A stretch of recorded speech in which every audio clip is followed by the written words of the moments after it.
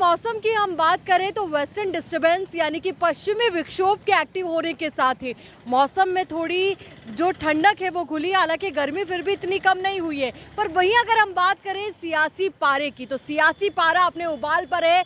4 जून को लेकर के बेचैनी बढ़ती ही जा रही है कि आखिर सर पर ताज किसके सजेगा। तो वहीं अगर एग्जिट पोल्स की हम बात करें तो एग्जिट पोल को लेकर भी परिणाम सामने आ गए हैं। एग्जिट पोल का कहना है कि एक बार फिर से देश में एनडीए की सरकार बनने जा रही है, पर हर बार हम ये कहते हैं कि एग्जिट पोल हमेशा एग्जिट पोल नहीं होते हैं, इसलिए इंतजार करना होता है चुनाव परिणामों की तारीख का और उसी दिन पूरी तस्वीर साफ होती है कि आखिर कहां से किसके सर पर ताज सजेगा।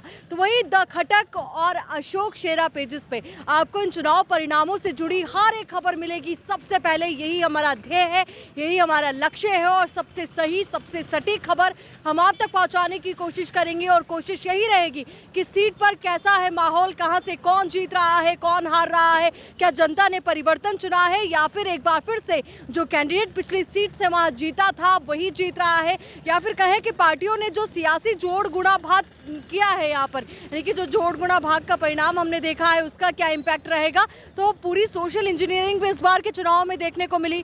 कई जो सियासी सीटें थी उनका पारा हर बार से ज़्यादा उबाल पर रहा। बाड़मेर की अगर हम बात कर ले तो बाड़मेर सबसे ज़्यादा दिलचस्प यहाँ पर वोटिंग रही, सियासी पारा यहाँ पर हाई रहा। तो वहीं अभी तक भी परिणामों को लेकर के कोई बिल्कुल स्पष्ट क्लियरिफिकेशन नहीं है, सबके अपने अपने दावे हैं। अगर सट्टा बाजार की बात करें तो उसके अलग दावे हैं, एग्जिट पोल्स की बात करें तो उसके अलग दावे हैं। तो वहीं अब इंतजार यही कि कल क्या होगा। अगर आज की रात के लिए हम कहें तो आज की रात कत्ल की रात है, ये भी हम कह सकते हैं, क्योंकि आज के बाद ही ये जो रात है जब ये खत्म होगी उसके बाद कल का जो सुबह होगा वो किसी की जिंदगी में नई किरण लेकर आएगा। और किसकी जिंदगी में नई किरण ऊर्जा की और साथ ही उत्साह की होगी, कल किसके सर पर ये सूर्य की किरण एक ताज सजाएगी, ये अपने आप में बेहद महत्वपूर्ण हो जाता है। तो सबसे बड़ी बात कि जो एग्जिट पोल्स अभी कह रहे हैं कि एनडीए की सरकार एक बार फिर से देश में आ रही है और एक बार फिर से क्या प्रधानमंत्री नरेंद्र मोदी सत्ता की गद्दी पर पहुंचेंगे, और ये तमाम सवाल है जिनका जवाब आपको कल मिल जाएगा। तो वहीं अभी इस वक्त हम मौजूद है राजकीय पीजी महाविद्यालय बाड़मेर में,